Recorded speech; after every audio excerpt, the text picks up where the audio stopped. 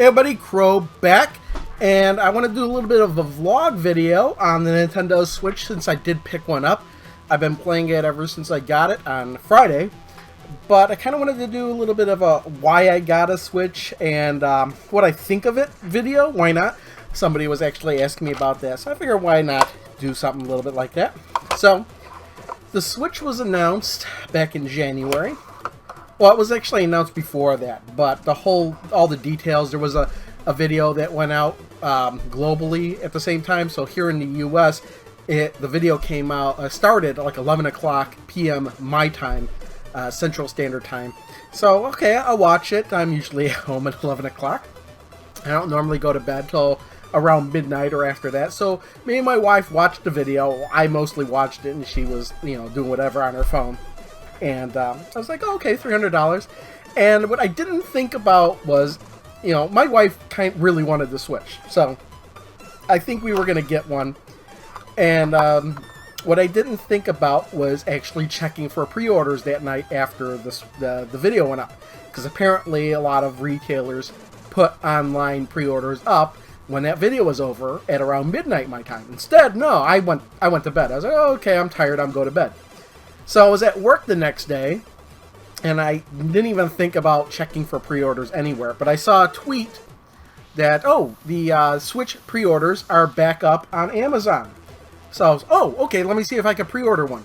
So, at first I kind of wanted the neon one, but I wound up getting the gray controller one because it was, it's easier to find than the other one. And my wife actually prefers the gray one over the neon one anyway. So I figured, yeah, I'll get this whenever. I didn't think $300 is too bad of a price. I really didn't. So I pre-ordered it, and now I thought to myself, well, wait a minute now, what games are going to be available day one?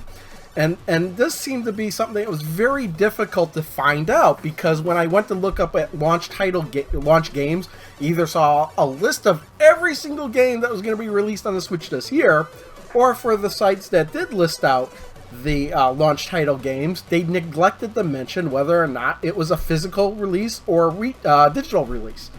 And if you know me, I prefer to only buy physical games for game consoles, and I reserve digital games for PC. So ultimately, what it wound up being was that there were 5 physical games that were going to be available for launch, and they were, of course, Legend of Zelda Breath of the Wild, Just Dance 2017, Super Bomberman R, which was a game I was actually genuinely interested in until I saw footage of it, and I was like, you know what, this doesn't look like it's fun to play, because I like the Bomberman games, but I like the top-down sprite-based ones, and this one tried to use like weird 3D camera angles that actually looked like it made the game harder to play. So I was like, I'm going to pass on that for now. And then there was the Skylanders game, which I still haven't seen any store carry. And 1-2 Switch, which was a game I felt that Nintendo should have included in the Switch as a packing game. Because this is like the very first Nintendo system I ever bought that didn't have a packing game. Because even with the Wii U, we bought the bundle with the Nintendo Land in it. So I was like, okay, and 1-2 Switch doesn't look like that good of a game anyway. It looks like a tech demo game. And $50, I think, is just an insult for an asking price for that game. It really is. That game should be $20, maybe. And I'm not going to buy it until it actually goes $20 or less. I'm not, at this point, $10. So I was like, I was thinking, like, the next day, I didn't even pre-order Zelda that day. I pre-ordered Switch, and I realized, well, I don't have anything that I'm going to be able to play on it when I get it. So the next day, I wound up pre-ordering Legend of Zelda Breath of the Wild.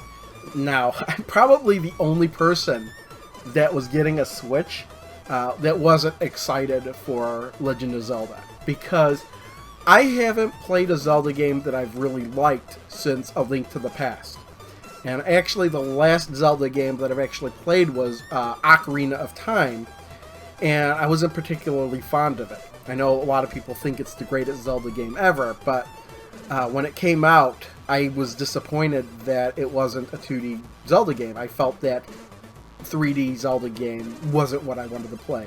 And actually, I didn't even play it until many, many, many, many years later, and I only played halfway through the game. I think the point at which young Link time travels and becomes adult Link or something like that, at the point at which he became adult Link, and then I just got tired of playing it, and I stopped playing it. So I never actually finished Ocarina of Time, and I've never played any Zelda games since then. Not even, I know that A Link Between Worlds was one that was recommended to me for the 3DS, but by this point I was too far gone. Just wasn't interested in Legend of Zelda. Hell, even when I bought the Wii launch day, and I waited in line, and I was probably the only person that got a launch day Wii that did not buy Twilight Princess to go with it. I still probably don't even own Twilight Princess. This is Twilight Princess. No, which one? No, it was Twilight Princess, right? Yeah, the one that was on the Wii. What was the one that was released recently with the wolf? No, that was the same. That was Twilight Princess. Okay, never mind. Getting them all confused. Anyway, so that's what I had pre-ordered. I pre-ordered the Switch, and I pre-ordered Legend of Zelda, which I did get. But then, in the days upcoming to the Switch release date, March 3rd, I wound up pre-ordering all 5 Legend of Zelda Breath of the Wild amiibos as well. Because I'm an Amazon Prime member, so I get 20% off all the pre-orders. So the only thing that wasn't 20% off, obviously, was the Switch. So I got this box in the mail, big box. Got the Switch in it. Got the Legend of Zelda Breath of the Wild, and I got all 5 amiibos. Now, what do I want to talk about next? This is actually the second time I'm doing this video, by the way. I had the gain turned way up on my microphone. I just sound like utter crap, so I'm just doing this again. Let me talk about, hell, I don't know. Let's talk about the Switch first. So, I got the Switch right here, and I think it's fairly solid. I do like it. One thing I don't... Oh, yeah, I got to talk about my experience setting this up, because I ran into a very big issue the very first time I tried to set it up. So here's the thing, is that I'm probably going to play this most of the time docked while it's on my TV. I really don't have any intentions of taking this anywhere with me. Even though this is a portable system, I'm probably just going to play it on it. And so I sit in my chair and play it on a big 60-inch TV. And let me just get this out of the way. Yes, the graphics are... You're not going to be buying this game for the graphics or the frame rate or the specs or anything. If you're interested in that stuff, you might as well just go with the PlayStation 4 or the Xbox One.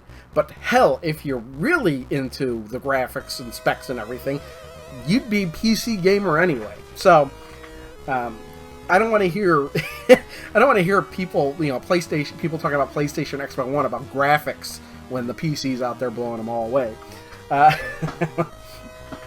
But where was I? So yeah. I put it in the docking bay, and I start to set it up, and one of the first things it wants to do is connect to the internet. Yes, understandable. Do that. So, I've got a Wi-Fi router, and it's actually putting out 2 signals, one for wireless G and one for wireless N. And, because just I prefer the wireless N, I suppose, because it is a faster speed, but some older devices just don't support that. So that's why I have the G signal out there as well.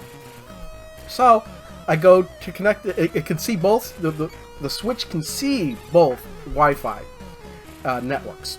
And I go to connect it to the faster one, and it can see it, it tries to connect, and it can't. We try it again and again and again. It's like, maybe I put in the wrong Wi-Fi password, let me try it again and again and again. Not working. Okay, let me try the other network. I try it again, it doesn't connect. Okay, well why the hell isn't this connecting? And I started searching online. I didn't mention this, but I did get this in the middle of the day on Friday. Let me rewind a little bit. I skipped a little bit of part of the story where I did take the day off of work on Friday, just because I have a ton of vacation days and I don't ever use them, and I kind of wanted to be home when the package came. I had no issue from Amazon. I know there were some people that were having issues where they just weren't even mailed on the 3rd, but I wasn't one of those people. I got mine middle of the day, around 2 p.m. What was funny is me and the wife actually went out to go eat And then when we were coming back, actually we went to Toys R Us and ate and came back. And when we came home, the UPS guy was actually in the driveway, already pulling out, driving away because he'd left the package. And now I forgot where I was even going with the story. Anyway, yeah, we're back to the Wi-Fi setup, and I looked up online, and it turns out the Switch has an issue with certain Wi-Fi routers. However, it is remedied with the day one update. Well, how the hell am I supposed to get the one-day update if I can't connect the Switch to the Wi-Fi? So I was tempted to try and dig out to see if I had one of those USB to Ethernet adapters to see if that would work. But then I realized, oh, wait a minute, I could set my phone up as a tethering hotspot and connect the Switch to that, and actually that worked. I was able to use my phone as a hotspot for the Switch to download the day one update, which in all honesty wasn't huge at all. It took like a few seconds to get it and update it. And then after I did that, I was able to connect to the Wi-Fi. And honestly, that's the only issue I really had with this. I've had with the Switch so far, was that it would, out of the box, it wouldn't connect to my Wi-Fi network. I needed an update to do that. Now, before I go any further, I will say that I did go to when we went to Toys R Us earlier that day. I did buy this thing, and the reason I bought this, if you don't know what this is a. There we go. It's a stand for the Switch. I've got the Switch right here. We put the Switch in the stand here. Now the Switch does have its own stand, but one other thing I was reading was that when you're using the stand, you can't plug it in because the charging port's on the bottom. With this thing, this is actually made by Hori. It was at Toys R Us. It was like $12. This solves that problem because you can plug it in and have it charging while you're while you've got it on the stand. And I bought it just in case. I don't know if I ever plan on having use for it, but if I go to my friend's house or something like that, I'll be set. And you know what? Let me pause the video for a second. And we're back. I've actually just propped this up on a box so you could. I got the Switch in the shot here while I'm talking about it. So yeah, so I popped in. When we got it, the first thing you gotta do is set it up. We set it up, had no issues other than the Wi-Fi thing, and popped in Breath of the Wild. Oh, I did buy one of these too. I bought this way in advance. I did buy a separate micro SD card. This was $15 on Amazon when I bought it. It's a 64-bit card. I actually bought two of them because I have something else I may want to use this for. And I figured, and it's a class 10, so it's not the fastest, but it is class 10. And it should be good enough for what I need for this because of the 32 gigs on board. You know, if you're going to have an online store, 32 gigs, I mean, I got 32 gigs in my phone, but I don't save, like, videos and all these games on my phone or anything.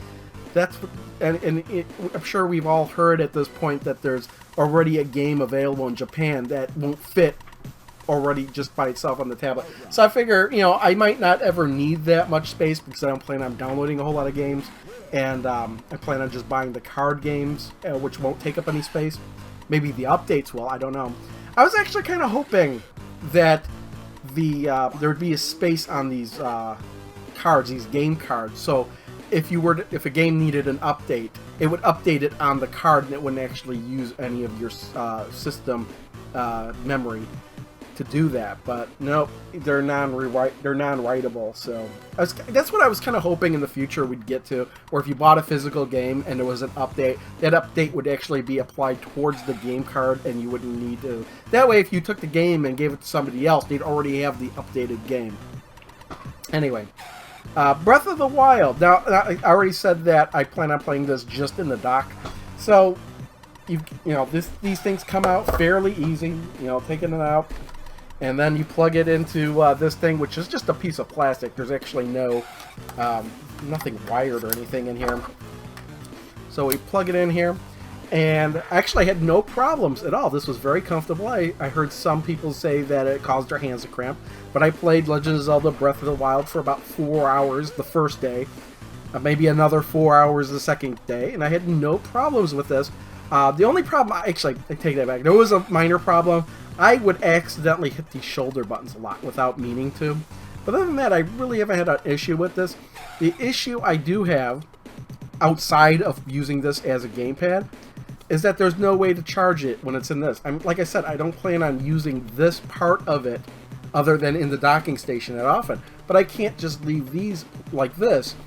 So what you've got to do is every time you've got to unplug them and plug them back in the system in order to charge these things, because each one of these has got its own battery in it. So I was getting, and I'm the kind of person that always wants things charged all the way whenever possible. So every time I was done playing, I had to swap it out and do this. And you do that, like, I mean, sure, it's not that big of a deal to do, but you do that so many times, you're starting to get sick of it. So, but these things by themselves, I haven't played Legend of Zelda like this yet, but just like this, like you could, like, don't have to have your hands together. I don't know how well that would work or not. Plus, we've got these little straps here we can kind of plug in there too, and that kind of makes it a little bit more comfortable to play. Now, I did actually, at the end of the day on Thursday, or Friday, after I played Zelda for a while, and I'll get into what I thought of Zelda.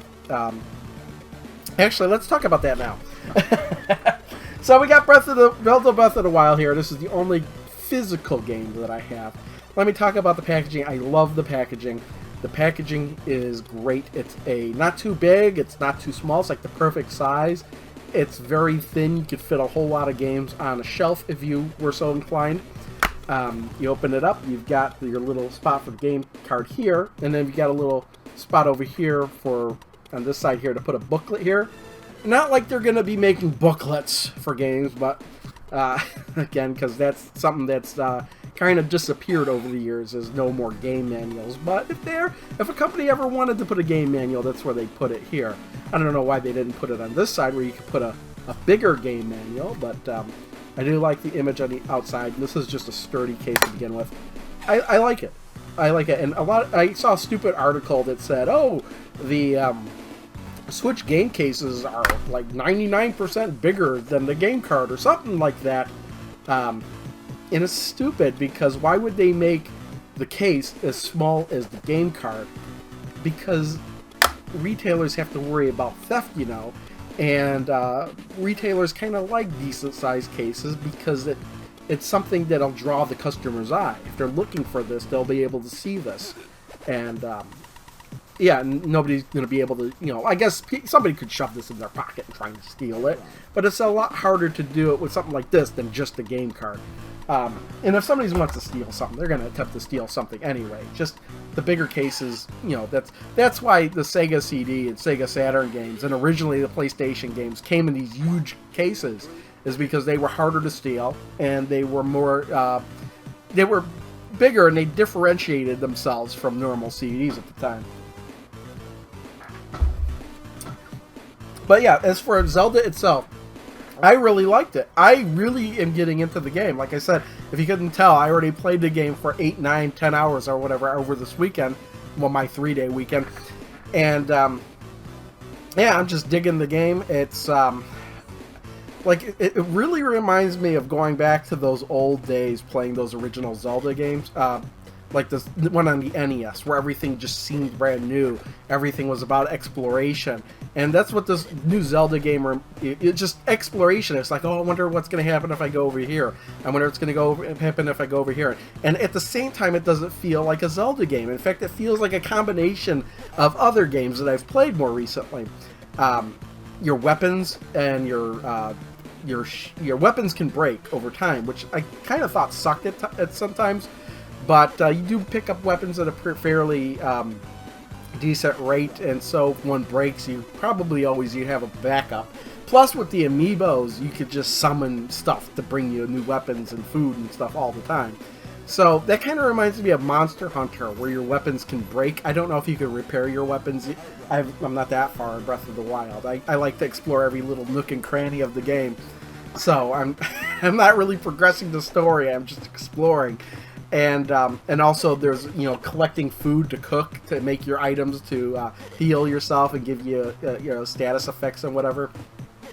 Kind of reminds me of a little bit of Monster Hunter as well. And I really haven't played Monster Hunter that much.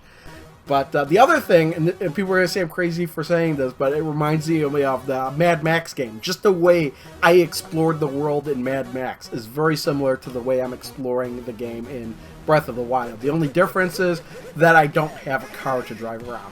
I should be getting a horse sometime in Breath of the Wild. I don't know which point in the game I get that, but as for now, I'm just fine running around the map, just having fun with that. So that's what I think of Breath of the Wild. It's an excellent game, and it's the first Zelda game that I've really liked since A Link to the Past. Plays really nothing like that, but I really am into it. I could find myself exploring and playing this game for days and days and days to come. Many, many hours I know I'm going to be putting into this game. And honestly, if you're getting a Switch with the games that are out right now, you're better off just getting Breath of the Wild. And that's it. I know Breath of the Wild is available on the Wii U, so if you have a Wii U, that's probably the better way to go. But I know that the Switch version may be slightly better, not so much in the graphics or whatnot, but in the way that, like, how fast everything is, the way how fast the game loads and you can switch between things. There's a nifty button here.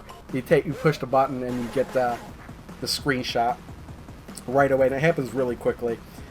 But at the end of the day, on Friday, I realized that there was really nothing that me and my wife were able to play together. So I kind of broke one of my rules, and I bought a digital game for the Switch. I bought Snipper Clips, and Snipper Clips is kind of one of these games where you have to use teamwork to solve the puzzles. So you've got to talk to the other person what you plan on doing, cut me here, cut me. You have these two shapes, and they can like overlap each other and cut each other in order to solve this variety of puzzles. So yeah, that's a very fun game. Although as the puzzles get more and more difficult, the arguing between you and your other player is more and more inevitable. As one player will want to solve a puzzle one way, and the other player will have their alternate ideas on how the puzzles should be solved, and you'll just argue over how to solve the puzzle, which is what happened. I did talk about this, and I don't know if I mentioned it or not, but the downside with this is that as long as the controller's on here, there's no way to charge it. You can't just charge it here.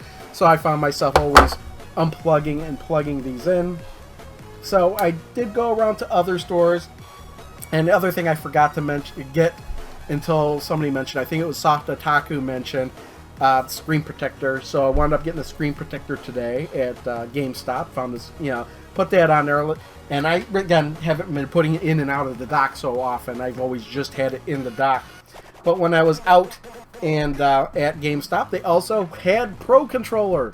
Now, the reason I got the Pro Controller is so I wouldn't have to keep unclipping and unputting these back in just to charge it, because it's got to be connected here to charge it, or have a charging stand, which I don't think is out yet. So I wanted this, but this it's what, $70? But holy hell, does this make playing Zelda, it's a whole lot better than using this, and I'll tell you why. I mean, it's got all the features. It's got the rumble. It's got the tilt even. It's got the NFC card reader.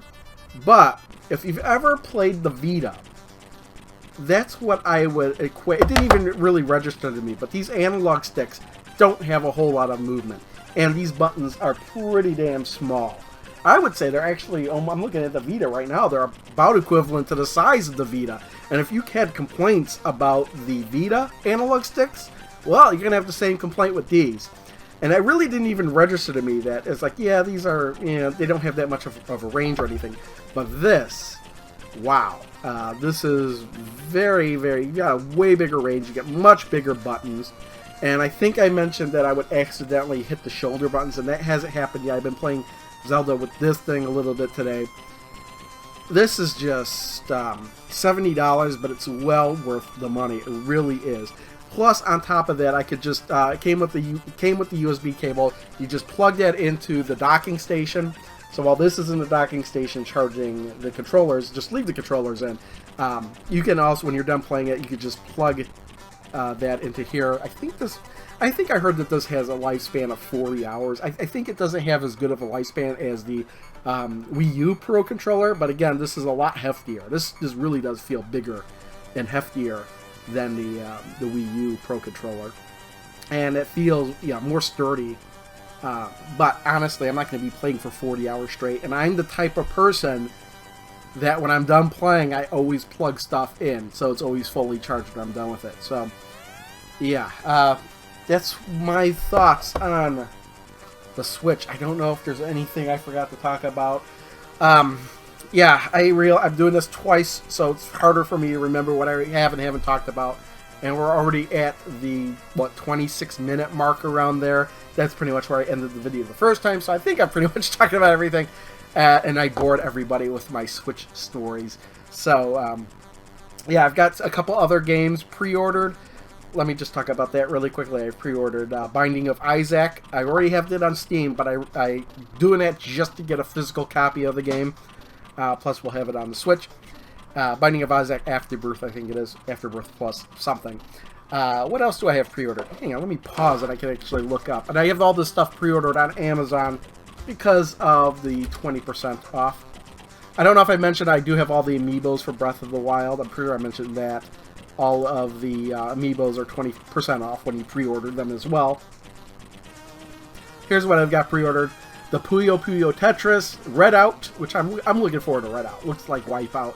And Mario Kart 8 Deluxe. Now, call me stupid because I already have Mario Kart 8 on the Wii U with all the DLC, but to bring back the battle mode with the balloons and get everything else, I don't know. Maybe I probably won't sell the Wii U version of it, but kind of stupid that they did that. But I'm stupid enough to buy it too. But again, 20% off discount, so I'm not going to complain that much. And oh. Yeah, in Binding of Isaac, I'm actually not going to buy that. My wife's dad is going to buy it for her birthday when that comes out. So, yeah, so I've got some games waiting in the wings, but in the meantime, Zelda is going to take up a lot of time.